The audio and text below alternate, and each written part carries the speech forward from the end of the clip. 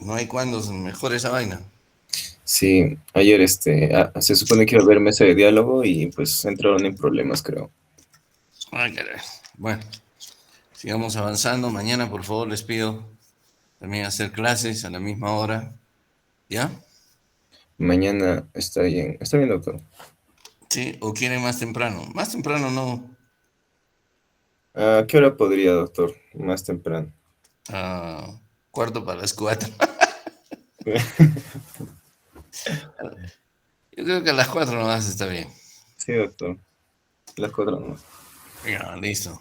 Entonces, ayer empezamos a hablar de ruptura de aneurisma, ya mencionamos algunas cosas, y la ruptura de aneurisma es parte de los síndromes aórticos agudos.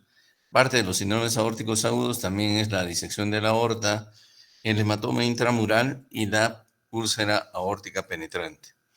La disección de la aorta se produce por dos mecanismos fundamentalmente. Uno es un desgarro de la íntima y el otro es la aparición de un hematoma en la capa media de la aorta, el cual puede abrirse en la luz verdadera, ¿no? Entonces, el desgarro de la íntima favorece el ingreso de sangre impulsada por el flujo pulsátil generado por el ventrículo izquierdo entre la lámina elástica interna y la capa media, creando una luz falsa. La mayoría de veces, este desgarro de la íntima suele ocurrir en forma circunferencial, de manera circunferencial, pero y en la pared lateral derecha de la aorta, donde el estrés de roce y el estrés de cizallamiento, el estrés hidráulico es mayor. Esa es la mayoría, digamos, la mayor parte de las veces el desgarro de la íntima ocurre ahí. Otro sitio de desgarro de la íntima es precisamente este, frecuente en la aorta torácica descendente, justo por debajo de la inserción de lo que era el conducto arterioso y lo que se convierte en el ligamento arterioso. Entonces estamos hablando que se produce un desgarro de la íntima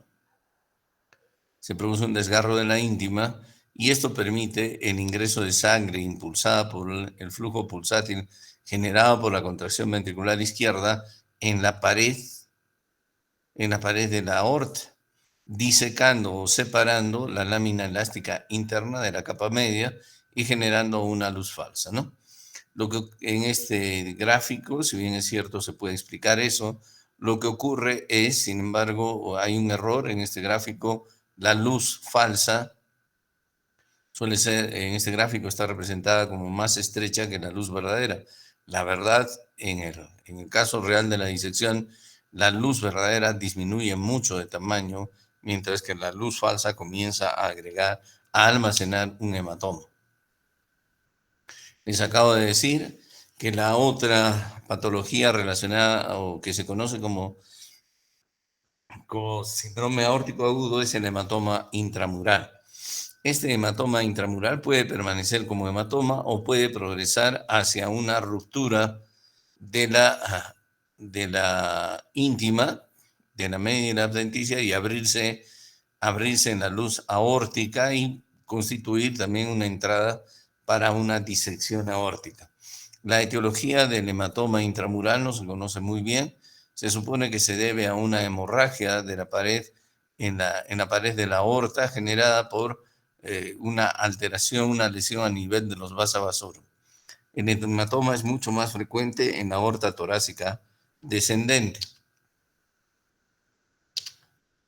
Y la otra variante de los síndromes aórticos agudos, o la otra patología que se engloba dentro de los síndromes aórticos agudos, es la úlcera aórtica penetrante. La úlcera aórtica penetrante no, consiste en la ulceración de una placa aterosclerótica que puede erosionar tanto la íntima y la media y favorecer la aparición de un pseudoaneurisma, un hematoma o una disección también puede evolucionar entonces a un aneurisma, a un hematoma, a una disección o incluso puede evolucionar a una perforación de la aorta. Las úlceras aórticas penetrantes están muy relacionadas con una aterosclerosis difusa son mucho más frecuentes en la parte media y distal de la aorta torácica descendente, ¿no? Esta es una tomografía que nos muestra una úlcera aórtica penetrante. Esta es la reconstrucción donde ustedes ven la úlcera aórtica penetrante. Y esta es la cirugía donde se ve la aterosclerosis difusa de esa parte de la aorta, ¿no? La perforación de la íntima puede llegar hasta la perforación de todas las capas de la aorta. La disección aórtica se ha clasificado desde diferentes puntos de vista, ¿no? Hay una clasificación de un cirujano famoso, de Bakey, y la clasificación de la Universidad de Stanford. Este cirujano, de Bakey, perdonen ustedes. ¿Aló? Hola, mamacita, ¿cómo estás? Sí.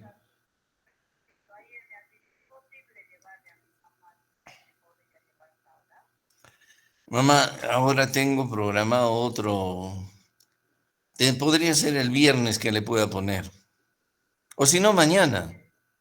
Mañana, sí, mañana, es que mañana voy a recoger, voy a retirar un holter a una paciente que va a ir al consultorio. Si estás en las 5:30, le pongo el holter a tu mamá y se lo saco el viernes, porque voy a ir al consultorio un ratito. Pero llámame a las 5:30. Llámame en la mañana a las 5:30 de la tarde. Pero llámame en la mañana, por favor, para darme los datos de tu mami. ¿Ya? Ya, entonces hay que ver cómo está y si no hay que investigar otras cosas. Pues de repente no es simplemente la presión arterial, pero descartaremos todo. Pues ya hemos visto en la ecografía que su corazón está bien, veremos su ritmo. ¿Ya? Entonces, quedamos en lo siguiente. Mañana me llamas en la mañana. Mañana me llamas en la mañana para darme sus datos. Entre 9 y 11. Ajá, entre 9 y 11 de la mañana. Me das sus datos a esa hora y a las 5:30 la llevas al consultorio. ¿Ya? Ya, listo. No, no te preocupes. Gusto de saludarte. Chao, chao, chao. Bueno, disculpen, como les decía, DeBakey ha clasificado las disecciones aórticas en tipo 1, 2 y 3. La tipo 1 involucra la aorta ascendente, el callado aórtico y la aorta torácica descendente.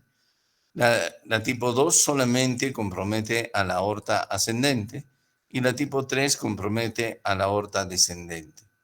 Mientras que la Universidad de Stanford lo clasifica en tipo A y tipo B. La tipo A es proximal y se puede extender hasta el callado aórtico. No, perdón, compromete el inicio de la disección a nivel de la aorta ascendente. Entonces, la tipo A en cualquier condición compromete a la aorta ascendente, mientras que la tipo B compromete el callado aórtico y la aorta torácica descendente. Desde un punto de vista práctico, es preferible la clasificación de Stanford, en la que hablamos de disección proximal, porque se compromete la aorta ascendente, y la tipo B, disección distal, porque se compromete la aorta descendente y puede comprometerse el callado aórtico. ¿Por qué es esto? Porque la tipo A, que incluiría la tipo 1 y 2 de DeBakey, se tratan de la misma manera. ¿Qué personas están predispuestas a desarrollar disección de aorta? La disección de aorta se presenta fundamentalmente en aquellas personas que están predispuestas a tener esa condición que hemos llamado ayer como necrosis quística de la media o degeneración medial.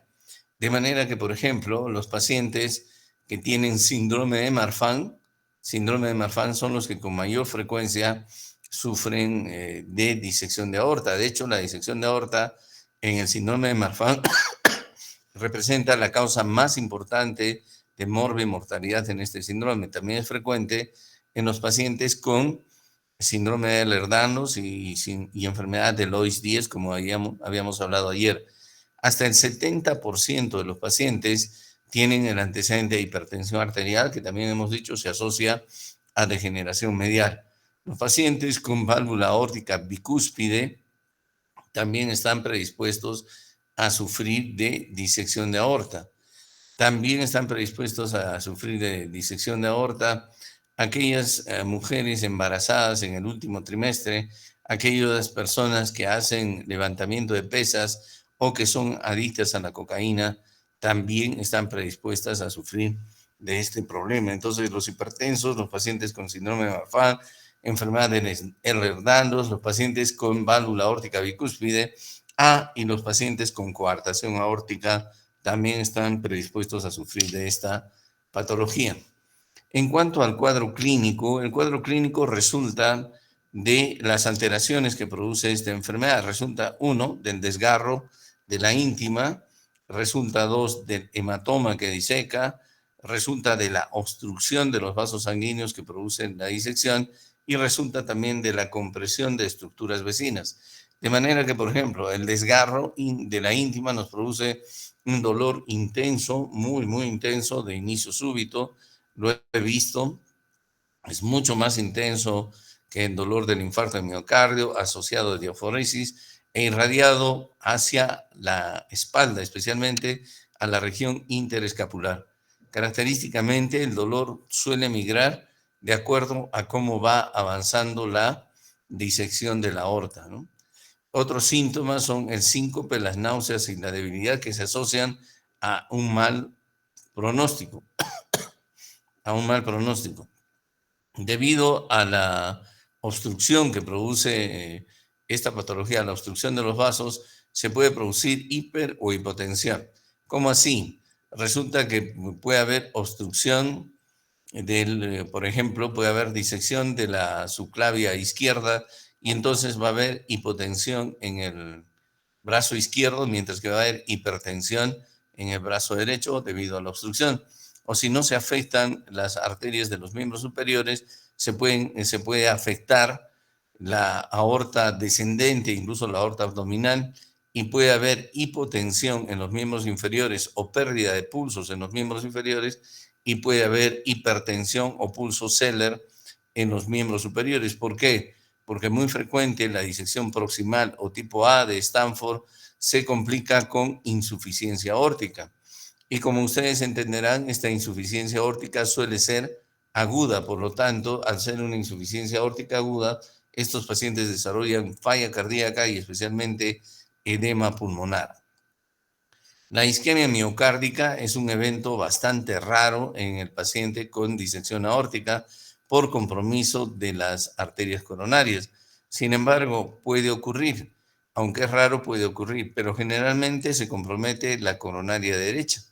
Por lo tanto, se produce isquemia de cara inferior la mayoría de veces, aunque puede ocurrir muy rara vez compromiso de la descendente anterior o de la coronaria izquierda. Debido también a la reducción del flujo y el compromiso de arterias importantes, si existe, por ejemplo, compromiso de una carótida, se puede producir hemiplegia o hemianestesia. Y si hay compromiso de la arteria vertebral, el paciente puede desarrollar paraplegia. También puede desarrollar isquemia, isquemia esplásnica, ¿no? El paciente puede desarrollar hematuria o isquemia intestinal, puede desarrollar isquemia de la circulación esplásnica y de la circulación abdominal. Por compromiso, a veces el hematoma es muy grande y puede comprometer algunas estructuras. Por ejemplo, se puede producir compromiso de Horner, el síndrome de Horner por compromiso recurrente laríngeo, síndrome de vena cava superior por compresión de la vena cava, disfagia y compromiso de la vía aérea. Ocasionalmente la disección se puede abrir en pericardio y puede producir taponamiento cardíaco, sobre todo en una lesión tipo A que comienza a disecar en forma retrógrada. Se puede abrir el hematoma en el pericardio y obviamente ustedes entenderán que el taponamiento en estos casos puede ocurrir en tan solo segundos debido a la fuerza de contracción del ventrículo izquierdo. Es una complicación mortal.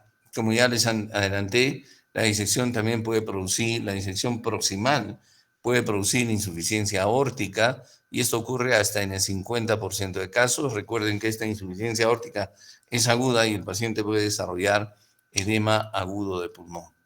Entonces existen una serie de manifestaciones con diferentes tipos de frecuencia. En la disección proximal, el dolor torácico es la manifestación más frecuente, dolor dorsal, la aparición súbita del dolor, el dolor puede migrar a insuficiencia aórtica en un promedio del 50%, pero puede llegar hasta el 75%.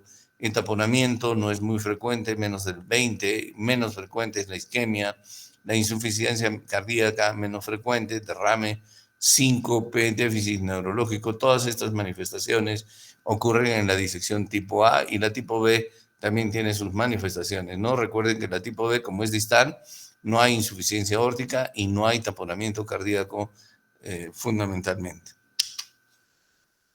¿Qué exámenes auxiliares nos pueden mostrar alguna alteración? Bien, un hemograma completo nos demostrará que el paciente tiene anemia aguda, hay pérdida de sangre y hemorragia, el recuento de glóbulos rojos, blancos, perdón, es compatible con infección y con inflamación, o con lo que se llama el síndrome de inflamación sistémica reactiva, la proteína C reactiva, es inflamatoria, etcétera. La troponina T o I puede estar elevada en caso de isquemia o infarto de miocardio. El dímero D está positivo. La creatinina puede estar elevada porque ya se puede producir insuficiencia renal aguda. La glucosa hay que tener cuidado porque los pacientes diabéticos pueden presentar esta patología. En la radiografía de tórax puede variar. Podemos estar frente a un paciente con una radiografía de tórax normal y esto no me descarta el diagnóstico de disección aórtica.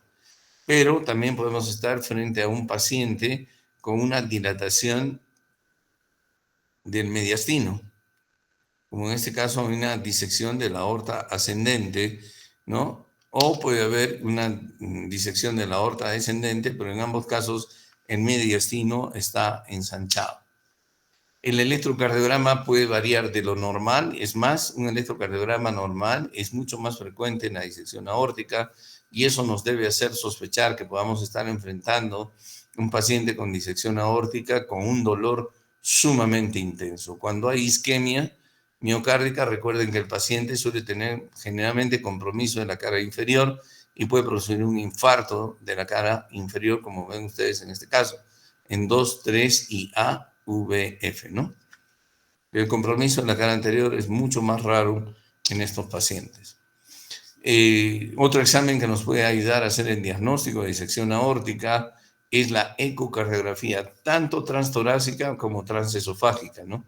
La sensibilidad y la especificidad de la ecocardiografía transtorácica no supera el 85%, mientras que la sensibilidad y especificidad de una ecocardiografía como la que estamos viendo, un transesofágico, supera el 90%. En esta ecocardiografía nosotros podemos ver la ruptura de la íntima y la creación de la luz falsa. Esta es la luz verdadera, mucho menor que la luz falsa, como ven ustedes. Y ustedes ven aquí la ruptura de la íntima.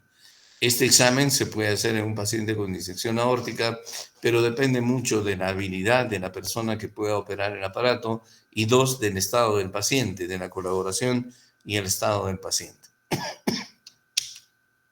Los exámenes gold estándar para hacer el diagnóstico de disección aórtica son la angiotomografía, que nos permite ver la localización de la disección aórtica y la disección y la extensión. La localización, el origen y la extensión, como ven ustedes aquí, esta es una tomografía sencilla con contraste donde se ve el desgarro de la íntima y que incluso se extiende hasta la aorta torácica descendente. Esta es una reconstrucción. Ustedes pueden ver el desgarro, aquí otro desgarro más que abarca incluso el callado aórtico y otra tomografía donde se ve una disección de tipo B que compromete la aorta distal. La luz falsa es esto, mientras que la luz verdadera es esto. Por eso es que se produce isquemia, fenómenos de isquemia tisular debido a la obstrucción del flujo, debido a la disección aórtica, aunque ustedes tienen el desgarro, la luz falsa y la luz verdadera. La reconstrucción de esa disección, que como ven ustedes, abarca más abajo incluso de las arterias, renales. Entonces, esto hace que la tomografía sencilla sea, una angiotomografía sea el examen gold estándar para el diagnóstico adecuado de la disección aórtica. Esta es otra tomografía, un poco antigua, sencilla, donde ustedes pueden ver la luz verdadera y la luz falsa, ¿no? Esta es la arteria pulmonar, esta es la aorta descendente. Aquí ustedes ven el desgarro. De modo que todo esto hace, esta es una resonancia magnética, todo esto hace que la tomografía sea el examen gold estándar para el diagnóstico de disección. La tomografía, la resonancia magnética también, como en este caso, se puede utilizar para el diagnóstico de disección de la aorta. Otra vez podemos distinguir la luz verdadera y la luz falsa. Nuevamente una resonancia donde se ve una disección de tipo B. En este caso todavía la luz verdadera conserva algo de luz adecuada, mientras que la luz falsa nos muestra la disección, ¿no? Nos muestra la disección aórtica. Hay que hacer un diagnóstico diferencial importante con la disección aórtica. Y recuerden aquí lo que les decía el otro día, no todo dolor de pecho es un infarto de miocardio, no todo dolor de pecho es síndrome coronario agudo. Debemos tener en mente por lo menos 5 condiciones que nos pueden producir dolor torácico. Una de ellas es la disección de aorta, la otra es la pericarditis, la otra es el infarto de miocardio, la otra es la embolia pulmonar y la otra es una simple osteocondritis. Como ven ustedes, dentro de la disección de aorta entra el síndrome coronario agudo, el dolor musculoesquelético, la pericarditis, la embolia pulmonar. Con que ustedes recuerden esas 5 condiciones cuando estén enfrentando un paciente con dolor torácico y hagan diagnóstico diferencial, es muy probable que no se les escape el diagnóstico adecuado. El tratamiento de la disección aórtica, el tratamiento de la disección aórtica depende de lo que estemos enfrentando. Sin embargo, si estamos enfrentando una disección aórtica tipo A o tipo B. Sin embargo, tanto la disección aórtica tipo A o tipo B deben ser tratadas en cuidados intensivos y deben recibir el mismo tratamiento. Está orientado a controlar la fuerza de contracción del corazón, la frecuencia del corazón y utilizar vasodilatadores en forma simultánea. De manera que, ¿con qué objetivo reducimos la fuerza de contracción del corazón? Con el objetivo de disminuir la fuerza hidráulica, el estrés de cizallamiento, el estrés de roce, para que no permitir que progrese la disección. Con ese mismo objetivo se utiliza los vasodilatadores. El vasodilatador siempre debe utilizarse con un medicamento inotrópico negativo y cronotrópico negativo. Por eso es que la asociación más recomendada es el uso de beta bloqueadores, de preferencia endovenoso, más nitroprusiato endovenoso. Si por alguna casualidad el paciente de repente puede estar hipotenso, no podemos utilizar o puede tener bloqueos auriculoventriculares, etcétera, o puede tener asma, EPOC activo, etcétera, el paciente no puede utilizar beta bloqueadores, podemos utilizar algunas alternativas. Los calciantagonistas tipo de diltiazem o verapamil por vía endovenosa y asociados también a ECA inhibidores por vía endovenosa. Existe enalaprilato por vía endovenosa. Jamás utilicemos vasodilatadores en forma aislada sin estar asociado a un fármaco que nos baje la frecuencia cardíaca y nos baje la fuerza de contracción, es decir, a un fármaco inotrópico negativo y cronotrópico negativo, ¿no? Entonces, no utilizar ni diazóxido ni hidralazina puros, porque estos aumentan el estrés de cizallamiento y pueden favorecer la progresión de la disección. Podríamos utilizar la betalol, que es un bloqueador alfa-beta, ¿no? Ahí sí podemos utilizar eso. ¿Por qué les decía que, si bien es cierto, todos los tipos de disección A o B, Stanford A o B, deben recibir este tratamiento y el manejo debe ser en UCI, el tratamiento quirúrgico depende de lo que se esté enfrentando. Las disecciones tipo A y los hematomas intramurales siempre son quirúrgicos, siempre se operan. La disección tipo A y los hematomas intramurales deben entrar a sala de operaciones, ¿no? Y la cirugía consiste en cerrar el sitio de la disección, el sitio del desgarro, y colocar un tubo valvado generalmente, ¿no? O colocar una prótesis. Entonces, todos los pacientes con disección para todos los pacientes con disección tipo A se recomienda tratamiento médico incluido el alivio del dolor, control de la presión arterial. Los pacientes con disección aórtica tipo A se recomienda cirugía urgente y esto está aprobado. Entonces, aparte de manejar el dolor, darle los vasodilatadores y los inotrópicos negativos, el paciente con disección tipo A tiene que ir a cirugía sí o sí. Y los pacientes con disección tipo B, ¿qué es lo que hacemos con los pacientes con disección tipo B no complicadas? Siempre se debe recomendar el tratamiento médico. Cuando una disección tipo B se considera complicada, cuando existe compromiso isquémico, es decir, cuando el paciente desarrolla, por ejemplo, compromiso de isquemia renal o isquemia de miembros inferiores, cuando el dolor es persistente o cuando se verifica una continua progresión de la disección. Estos pacientes con disección tipo B se debe considerar la cirugía o el tratamiento endovascular, ¿no? O el tratamiento endovascular, es decir, se le puede colocar un stent a este tipo de pacientes con disección tipo B, pero si la disección tipo B no está complicada, el tratamiento médico, es decir, no quirúrgico, solo con medicación y el manejo adecuado de los factores de riesgo, es el tratamiento de indicación en los pacientes con disección aórtica tipo B. ¿Alguna pregunta hasta ahí? Doctor, bueno, con respecto, digamos, una aclaración, si digamos viene un paciente con dolor agudo torácico y sabemos que es una disección aórtica, pero también en el electrocardiograma tiene los síntomas, pero en el electrocardiograma aparece pues que está teniendo también una isquemia de cara inferior, en ese caso... Un ST elevado. Ajá, sí, doctor, en cara inferior, porque usted nos indicó, ¿no? Que pues esta disección aórtica también suele causar isquemia de la cara inferior, o sea, de Sí. 2-3 ABF. En ese caso, doctor, ¿cuál sería el tratamiento? Primero tratamos el El tratamiento aneurisma. es la cirugía. Buena pregunta. A este paciente usted no lo puede antiagregar, no lo puede anticoagular y menos lo puede trombolizar. Como ayer vimos, como vimos anteriormente, la trombolisis está contraindicada en el paciente con disección aórtica.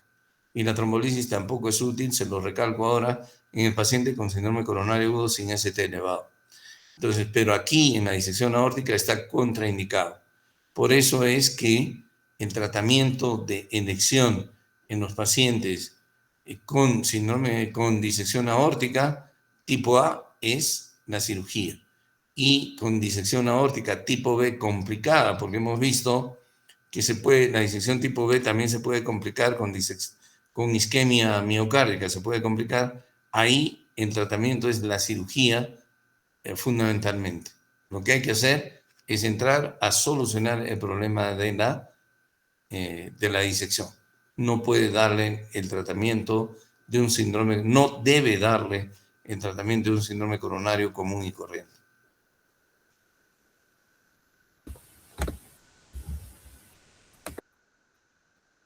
¿Alguna otra pregunta? Buena pregunta. ¿Alguna otra pregunta? Creo que no, doctor. Ok, entonces hablemos ahora de enfermedad arterial periférica. ¿Cómo definimos enfermedad arterial periférica?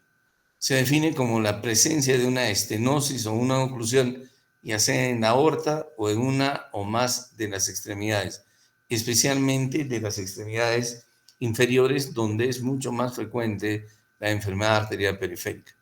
La enfermedad arterial periférica usualmente es causada por aterosclerosis, aunque existen otras causas de oclusión de la aorta y de las arterias de las extremidades inferiores. La causa más frecuente, especialmente en los varones mayores de 40 años, es la aterosclerosis. La enfermedad arterial periférica es igual de frecuente en varones y en mujeres. ¿Qué otras causas de obstrucción de la aorta o de las arterias tenemos? Los embolismos, las trombosis, la displasia fibromuscular. Tenemos también la degeneración quística de la adventicia, otra serie de causas mucho menos frecuentes que, sin embargo, hacen que la aterosclerosis sea la causa más frecuente. Como la aterosclerosis es la causa más frecuente de enfermedad arterial periférica, esta pues entonces está asociada a un riesgo incrementado de eventos cardiovasculares y cerebrovasculares, como ven ustedes ahí, incluyendo muerte, infarto de miocardio y accidente cerebrovascular. Por lo tanto, la enfermedad arterial periférica también es más frecuente en aquellos pacientes que tienen factores de riesgo, especialmente tabaquismo, hipertensión, dislipidemia, diabetes, etcétera, ¿no? Entonces, como les dije, ahora se sabe que más frecuente, es igual de frecuente en varones y mujeres. Es más frecuente cuanto más años tengamos, pero por encima de los 40 años en los varones se presenta esto. Es muy frecuente en pacientes que tienen factores de riesgo, tabaquismo, hipertensión, diabetes, dislipidemia y otros factores. Entonces, es muy importante tener en cuenta eso, que la enfermedad arterial periférica está favorecida especialmente por la aterosclerosis. Cuando uno ve la anatomopatología, entonces lo que encuentra son lesiones ateroscleróticas caracterizadas por un depósito de calcio, fragmentación de la adventicia, fragmentación de la media con pérdida de miocitos, con pérdida también de fibras elásticas, fragmentación de la lámina elástica interna y presencia de trombos compuestos por plaquetas y fibrina. Eso es lo que se ve en estas lesiones ateroscleróticas. Ahora bien, estas lesiones ateroscleróticas afectan fundamentalmente a las arterias de mediano y de gran tamaño, ¿no? De manera que, por ejemplo, el 30% de los pacientes presentan lesiones a nivel de la aorta o de las ilíacas o de las arterias ilíacas. O la enfermedad afecta en un 30% a nivel de la aorta y de las arterias ilíacas. Las arterias más comprometidas por esta enfermedad suelen ser las femorales y las popliteas, que tienen lesiones en el 80 a 90% de casos, y las arterias más distales, las tibiales y peroneas, en el 40 a 50% de casos. La lesión de arterias pequeñas y de arterias muy distales es más frecuente en personas de edad avanzada y en los pacientes con el que sufren de diabetes. Por eso se dice que el pie diabético es una patología especial, que es una enfermedad de vaso pequeño. Esto es simplemente para remarcarles que cuanto más factores de riesgo tengamos, mayores posibilidades tenemos de tener enfermedad arterial periférica. Como ven ustedes, cuando mayor es la edad, más de 70 años, o entre 50 y 69 con diabetes y fumadores especialmente, la prevalencia de enfermedad arterial periférica es mucho mayor. En general, en cuanto al cuadro clínico, la mayoría de los pacientes con enfermedad arterial periférica suelen estar asintomáticos, o por lo menos hasta el 50% de los pacientes suelen estar asintomáticos, ¿no? Aunque algunos de ellos pueden presentar una caminata inadecuada o por lo menos una incapacidad de caminar muy leve. Cuando el paciente desarrolla síntomas, el síntoma característico de la enfermedad arterial periférica es la claudicación intermitente. La claudicación intermitente, ¿no? ¿Y en qué consiste la claudicación intermitente? Consiste en que el paciente comienza a hacer esfuerzo, a caminar y comienza a sentir dolor o sensación de adormecimiento o fatiga en el miembro o los miembros afectados. Y este dolor, sensación de adormecimiento o fatiga en el miembro o los miembros afectados cede con el reposo, ¿no? Es decir, es básicamente una angina del músculo esquelético debido a la enfermedad obstructiva de las arterias, especialmente producida por la aterosclerosis. 1 a 2% de los pacientes van a desarrollar isquemia crítica de la enfermedad. Entonces, la mayoría de los pacientes, o hasta el 50%, están asintomáticos y el otro 50% presentan claudicación intermitente, ¿no es cierto? Un síntoma de las extremidades confinados a los músculos con un inicio consistente, reproducible, ¿no? Es decir, el paciente sabe que va a caminar 2 o 3 cuadras y de repente desarrolla dolor, adormecimiento o fatiga en el miembro o los miembros afectados, y esto alivia con el reposo, ¿no? Es característico que el dolor o la claudicación o la molestia se sienta distal a la obstrucción. Es decir, Por ejemplo, pacientes que tienen obstrucción a nivel aórtico distal o al inicio o a nivel de las ilíacas suelen tener dolor en las nalgas, en las caderas y en los muslos, ¿no? Mientras que los pacientes que tienen molestias en la pantorrilla, o en el pie suelen tener obstrucción a nivel de la femoral o de las poplites.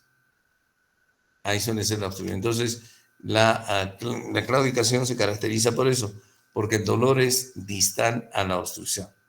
Y el alivio con el reposo en menos de 5 minutos. Bien, luego, cuando, eso en cuanto a los síntomas respecto de la claudicación, cuando la isquemia se hace muy severa, el paciente puede tener dolor en reposo y este dolor puede mejorar cuando deja colgando los pies al borde de la cama.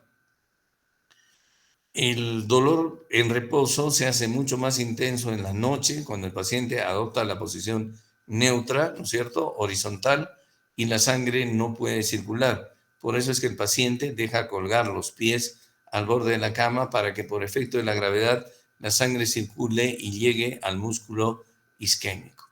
Cuando la isquemia es muy, muy crítica, la falta de irrigación es muy crítica, el paciente puede tener incluso dolor en reposo. O puede desarrollar, en la isquemia muy crítica, el paciente puede desarrollar sensación de adormecimiento persistente, sensación de frío persistente, puede desarrollar también una neuropatía isquémica y una falta de, una alteración de los reflejos, una neuropatía que altere los reflejos en los miembros inferiores. En cuanto a los signos, también los signos que vamos a encontrar en el miembro o en los miembros afectados dependen de la severidad de la enfermedad. Por ejemplo, al inicio de la enfermedad podemos encontrar que los pulsos estén disminuidos o no encontrar los pulsos en los diferentes sitios. Recuerden que si encontramos pulsos o ausencia de pulsos, la obstrucción no está a ese nivel, sino está más arriba. No encontramos pulsos, por eso tenemos que palpar el pulso pedio, el pulso tibial, el popliteo, el femoral, el ilíaco, etcétera, para ubicar el nivel de la obstrucción. La ausencia de pulsos no necesariamente significa que no esté pasando sangre, no necesariamente significa. A veces es necesario auscultar la arteria que consideramos comprometida y podemos darnos con la sorpresa de que encontramos un soplo a ese nivel. O podemos auscultar el abdomen buscando soplos y también podemos encontrar un soplo que nos diga que la aorta también está enferma. Si la isquemia es más severa, podemos encontrar, como en este caso, una piel pálida, brillante y ausencia de vellos. Y también podemos encontrar hipotrofia muscular. El músculo va perdiendo masa muscular. También podemos encontrar cianosis. Cuando la isquemia aún se hace más severa, podemos encontrar engrosamiento de las uñas, y cuando es una isquemia crítica que ya está poniendo en riesgo la integridad de la pierna o del miembro, podemos encontrar esto, ¿no? Ulceraciones, gangrena, necrosis e ulceración del miembro afectado. Bien, en cuanto al diagnóstico, entonces la historia clínica y un examen físico minucioso generalmente no solo son fundamentales, sino son suficientes para hacer el diagnóstico de enfermedad arterial periférica. Sin embargo, necesitamos una evidencia física y una evidencia científica, lógica de la presencia de enfermedad arterial periférica. Y en ese sentido, un examen muy sencillo es el examen de índice tobillo-brazo, que establece el diagnóstico y además es un potente marcador de eventos cardiovasculares. Al ser un potente marcador de eventos cardiovasculares, tal vez el índice tobillo-brazo no solamente tendríamos que hacerlo en pacientes en los cuales sospechamos enfermedad arterial periférica, sino en pacientes que tienen riesgo de enfermedad arterial periférica, como son los hipertensos, los diabéticos, los fumadores y los dislipidémicos, ¿no? El índice tobillo-brazo es una herramienta no invasiva muy útil para el diagnóstico y supervisión de enfermedad arterial periférica, sobre todo miembros inferiores, ¿no? ¿Y en qué consiste? La verdad es que la presión arterial a nivel del brazo y la presión arterial sistólica a nivel del tobillo, lo que tomamos es la presión arterial sistólica a nivel del brazo y a nivel del tobillo. Y debe ser igual. La presión en miembro superior como en miembro inferior debe ser igual. Es más, se espera que la presión en el miembro inferior pueda ser un poco mayor que la del miembro superior debido a la amplitud de la onda de pulso, pero normalmente es igual, de manera que un índice tobillo-brazo normal varía entre 1 y 1.4.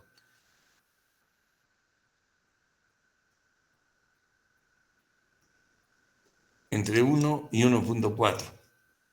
Un índice tobillo-brazo entre 0.9 y 0.99 se considera limítrofe y un índice de tobillo-brazo mayor de 1.40 se produce generalmente en las personas que tienen los vasos o las arterias muy calcificadas, indica rigidez arterial y esto también se asocia con un mayor riesgo de eventos cardiovasculares y de muerte, ¿no?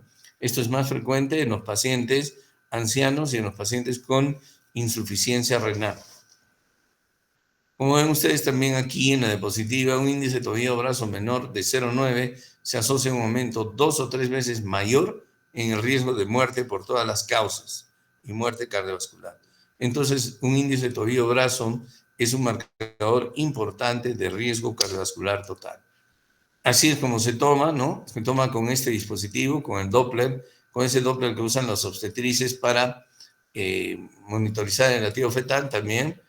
Podemos el esfigmomanómetro a nivel de ser muy cerca del tobillo del paciente y tomamos la presión, ya sea en la arteria pedia o en la tibial posterior, que es la que nunca debe fallar. Esta es la forma de registrar el índice tobillo-brazo y, como ven ustedes aquí, los valores de menores de 9 se consideran diagnósticos de enfermedad arterial periférica. Cuanto menor sea el valor, más severa es la enfermedad. Ustedes tienen aquí un índice tobillo-brazo en el lado derecho de 0,50, la enfermedad es muy severa, la presión sistólica es la que se toma en cuenta, y aquí también tienen el lado izquierdo, pero es mucho más severo en el lado derecho. De manera, ¿cómo interpretamos el índice tobillo-brazo? Decimos que es normal entre 1 y 1.40, ¿no? 1.39, digamos. Más allá de 1.4, decimos que también está alterado, que las arterias son rígidas y están calcificadas, y eso también correlaciona con un mayor riesgo cardiovascular. Entre 0.9 y 0.99 decimos que es limítrofe, y por menor de 0.9 tenemos el diagnóstico de enfermedad arterial periférica. Cuanto más bajo es el valor, más severa es la enfermedad. El índice tobillo-brazo entonces tiene alta sensibilidad y especificidad para el diagnóstico de enfermedad arterial periférica, ¿no? Más del 95% de sensibilidad y más del 99% de especificidad. De modo que es muy útil para el diagnóstico. En la práctica, ¿a quiénes tendríamos que hacerlo? Obviamente, a quienes sospechamos que tienen enfermedad arterial periférica, pero existen otra serie de condiciones que nos puedan decir a quienes debiéramos tomar índice tobillo-brazo. Existen otras pruebas que se pueden utilizar para el diagnóstico y seguimiento de enfermedad arterial periférica. La respuesta es sí. Existe el registro segmentario de la presión arterial, registro segmentario del volumen del pulso. La prueba de esfuerzo en faja sin fin nos puede decir cuál es la capacidad funcional del paciente, y es más, podríamos hacerle un índice tobillo-brazo inmediatamente después del ejercicio. El Doppler, ¿no? O el Doppler, que se conoce como duplex, ¿por qué? Porque vemos la imagen y hacemos el Doppler, la angioresonancia y la angiotomografía, así como la angiografía digital. La angioresonancia, la angiotomografía y la angiografía digital no se deben hacer como prueba diagnóstica, sino más bien se debe hacer como prueba previa para una posible revascularización del paciente. El estudio con ultrasonido es bastante utilizado aparte del índice tobillo-brazo, que debiéramos hacerlo, es bastante utilizado, y aquí tenemos que podemos observar la arteria y podemos observar gradientes de velocidad en el sitio de obstrucción, y es más, podríamos ver incluso la obstrucción o la placa aterosclerótica. La resonancia magnética tiene muchas ventajas. Por ejemplo, nos da una excelente imagen, no tiene radiación ionizante, ¿no es cierto? Pero hasta en 10% no se pueden hacer porque tienen claustrofobia, porque tienen un marcapaso o porque son obesos. Pero lo otro es que no da muy buena imagen cuanto más pequeña es la arteria que esté obstruida. Generalmente da buenas imágenes en las arterias grandes, como en este caso. Ustedes tienen una obstrucción total de la arteria ilíaca izquierda detectada por esta resonancia magnética. La tomografía también da muy buena imagen, como ven ustedes aquí, pero requiere de sustancia de contraste, requiere irradiación, aunque produce también una excelente imagen. Ninguna de estas pruebas, ni la tomografía, ni la resonancia magnética, ni la angiografía con sustancia de contraste deben ser utilizadas para hacer el diagnóstico. Para hacer el diagnóstico utilizamos un simple y sencillo y bien hecho índice tobillo-brazo, y podemos utilizar un Doppler, un estudio Doppler, ¿no? La angiografía con disección con sustracción digital y sustancia de contraste, de preferencia se realiza cuando sospechamos lesiones por debajo de la rodilla. Como les he dicho, la resonancia magnética pierde resolución cuanto más pequeña es la arteria que se sospecha que está obstruida. Por debajo de la rodilla no tiene muy buena resolución. A veces lo mismo pasa con la tomografía. Por eso, cuando sospechamos que la arteria obstruida está por debajo de la rodilla, de preferencia debemos utilizar la angiografía con sustancia de contraste. Muy bien. Yo creo que nos quedamos ahí. Si ustedes tienen alguna pregunta. Doctor, Sí. en el caso de que en la toma de medida de índice tobillo-brazo del paciente, la medida es normal, pero el todavía tiene signos de claudicación. Me imagino que la siguiente prueba que se le haría sería Podría la ser un Doppler. de frente Doppler, o también la prueba de ejercicio. Puede ser también una prueba de ejercicio, sí, es una buena opción. ¿Para qué? Para verificar realmente su capacidad funcional, porque es cierto que lo que tú dices es muy cierto, es muy buena tu intervención, porque pueden haber pacientes que se quejen, pues, ¿no? Doctor, sí me duele, sí me duele, sí me duele. Y entonces le podemos hacer la prueba de esfuerzo, y resulta que en la prueba de esfuerzo no sale nada. O aún así, incluso después de la prueba de esfuerzo, se le puede hacer inmediatamente después el índice tobillo-brazo y ver si se ha alterado por alguna situación. Eso puede ocurrir, ¿sí? Sí, Percy. Gracias, doctor. Está bien. ¿Alguna otra pregunta? Doctor, para hacer la prueba de tobillo brazo, ¿en dónde se tiene que tomar la presión? ¿Hasta dónde ponemos el manguito si queremos medir la presión arterial sistólica? En el pie, muy cerca del tobillo, como ha visto usted. Ajá. Muy cerca del tobillo. Y en el brazo, habitualmente donde ponemos. El manguito donde ponemos, es decir, 2 a 3 centímetros por encima de la flexura del codo. En el brazo la toma de presión es la habitual. Y en el pie lo que varía es que tenemos que utilizar el aparato del Doppler. Es el aparatito. Escucharle es un poco difícil, pero el aparato sí hay que utilizarlo. Porque a veces hay pacientes que, como les dije, no tienen pulso, no se va a escuchar a la auscultación, pero sí el Doppler va a identificar que está pasándola. Entonces usted tiene que tomar ahí en qué momento el Doppler identifica el pulso, y esa es su presión sistólica.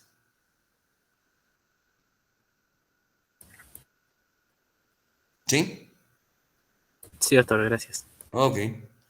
¿Alguna otra pregunta?